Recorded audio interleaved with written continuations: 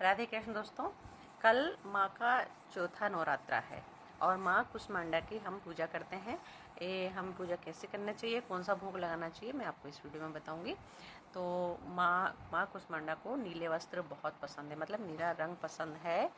नीला रंग पसंद है तो आप नीले रंग के वस्त्र धारण करिए सुबह स्नान करने के बाद, और हो सके, संभव हो सके, आपके पास माँ का विग्रह है तो नीले रंग की पोशाक माँ को आप चढ़ाइए, माँ को पहनाइए। और धूप दीप अगरबत्ती से जो भी आप जलाते हैं उनसे माँ का आवाहन कीजिए और माँ को सफ़ेद पुष्प चढ़ाइए। सफ़ेद पुष्प कोई भी हो सकता है, सफ़ेद पुष्प चढ़ाइए। मोगरा हो सकता है, चमेली हो सकता है, कोई भी सफ़ेद पुष्प चढ़ाइए। और सफ़ेद मावे की मिठाई का माँ को भोग लगाइए। वैसे कहा जाता है कि अगर हम जो पेठा आता है, जो मतलब पेठा जैसा, जो लौकी की जैसा जो पेठा आता है, उसकी जो मिठाई बनती है, पेठे की मिठाई, अगर वो कल भोग लगाते हैं तो उस पर माँ बहुत प्रसन्न होती हैं।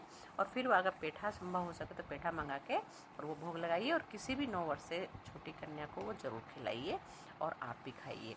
पर अगर आप कन्या को बुला के खिलाते हैं तो माँ का आशीर्वाद हमेशा आप पर बना रहेगा। ये बहुत छोटे छोटे लेकिन बहुत कारगर उपाय हैं।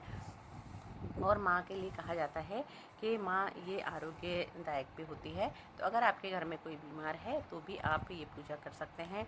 और किसी भी प्राण प्रतिष्ठित माता जी का आपके आसपास जो भी मंदिर हो वहाँ पेठा का भोग लगवा सकते हैं, और फिर वो प्रसाद जितने भी भक्त वहाँ आते हैं उनमें बटेगा तो आपको उसका कई गुना फल मिलेगा। तो ये आप कल ज़रूर करिए। और अगर ये संभव नहीं है तो आप सफ़ेद मिठाई भी चढ़ा सकते हैं, उसका भी आप प्रसाद बंटवा सकते हैं किसी भी प्राण प्रतिष्ठित माता जी के मंदिर में जाकर। तो आपके पास आसपास माता जी का मंदिर हो, अगर आप अपने घर में जोत नहीं जला रहे हैं 9 दिन की, तो वहाँ पर भी आप गाय के घी का दान कर सकते हैं। जो वहाँ जोत जलती है उसमें अगर घी डलेगा तो भी आपको उतना ही फल मिलेगा जितना जोत जलाने का फल मिलता है। तो ये आप कल मंगलवार भी है, तो मंगलवार होने की वजह से भी ये माँ का दिन भी कहा जाता है। तो आपके आसपास जो भी प्राण प्रतिष्ठित माता जी का मंदिर हो वहाँ जाइए। आप लाल गुलाब की माला भी वहाँ चढ़ा सकते हैं, सफ़ेद पुष्प भी चढ़ा सकते हैं, सफ़ेद पोशाक भी चढ़ा सकते हैं और लाल पोशाक भी चढ़ा सकते हैं। जो भी आपका सामर्थ्य हो, जिसे भी आपकी व्यवस्था बैठे, पर चढ़ाइए ज़रूर। माँ के लिए पोशाक कल अगर आप चढ़ाते हैं तो माँ बहुत प्रसन्न होंगी और आपको आशीर्वाद बना। कहा जाता है कि नवरात्रों में हम अगर छोटी छोटी पूजा भी करते हैं तो उसका हमें 10 गुना फल मिलता है। तो हमें करना चाहिए, चाहे हम थोड़ी सी पूजा करें पर करना चाहिए।